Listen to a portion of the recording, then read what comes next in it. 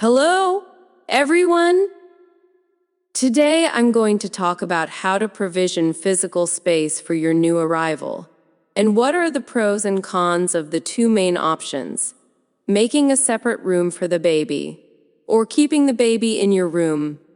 I will also share some tips and resources on how to create a safe, comfortable, and healthy physical space for your baby. Option number 1. Making a separate room for the baby. The first option is to make a separate room for the baby by changing the work and/or a storage area to a baby room. This option requires more time, money, and effort, but it can also provide more benefits for you and your baby. Some of the steps you need to take to make a separate room for the baby are: clear out the clutter and organize the items you want to keep or donate. Paint the walls, install curtains, and decorate the room with a theme or color scheme that you like. Buy or arrange the furniture and equipment you need for the baby, such as a crib, a dresser, a changing table, a rocking chair, a diaper pail, and a monitor. Make sure the room is safe, clean, and well ventilated, and follow the guidelines for safe sleep practices. Consider the distance and convenience of going to the baby's room at night or during the day. Some of the benefits of having a separate room for the baby are: you and your partner can have more privacy and intimacy in your own room. You and your baby may sleep better and longer, as you won't disturb each other with noises or movements. You can create a personalized and cozy space for your baby that reflects your style and taste. You can use the room as a play area or a learning environment for your baby as he or she grows. Some of the drawbacks of having a separate room for the baby are: you may need to spend more money and time to renovate and furnish the room. You may lose some valuable space for your work or storage needs. You may feel more anxious or stressed about leaving your baby alone in another room, especially if you have a monitor that alerts you to every sound or movement. You may miss out on some bonding and cuddling opportunities with your baby at night or during the day. Option number 2. Keeping the baby in your room. The second option is to keep the baby in your room until he or she is older, maybe after 6 months. This option requires less time, money, and effort, but it can also pose some challenges and concerns for you and your baby. Some of the steps you need to take to keep the baby in your room are: make some adjustments to your room to accommodate the baby, such as moving some furniture, adding some storage, or changing some lighting.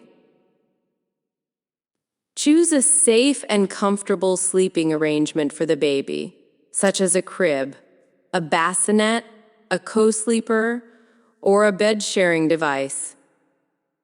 The American Academy of Pediatrics recommends that babies sleep in the same room as their parents, but on a separate surface, for at least the first 6 months.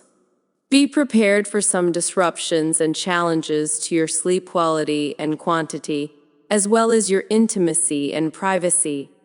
Some of the benefits of keeping the baby in your room are: you can reduce the risk of sudden infant death syndrome, SIDS, and other sleep-related causes of infant death by as much as 50%. You can make breastfeeding and night feeding easier and more convenient, as you don't have to get up and go to another room. You can respond to your baby's needs and cues more quickly and easily, and provide him or her with comfort and security. You can enjoy more closeness and attachment with your baby, and share some special moments and memories. Some of the drawbacks of keeping the baby in your room are: you and your baby may wake up more often and sleep less, as you may be more sensitive to each other's noises or movements. You and your partner may have less privacy and intimacy in your own room, and may need to find other ways or times to be romantic. You may have less space and comfort in your room, and may need to compromise on some of your personal preferences or habits. You may have a harder time transitioning your baby to his or her own room later, as he or she may be more attached or dependent on you. In conclusion, there is no one right answer to the question of how to provision physical space for your new arrival. Both options have advantages and disadvantages, and you will need to weigh them carefully and decide what works best for you and your family. There is no right or wrong choice, as long as you follow the safety recommendations and make sure your baby is happy and healthy. You can also change your mind or try different things as you go along, and see what suits your situation and your baby's personality. I hope this information is helpful for you.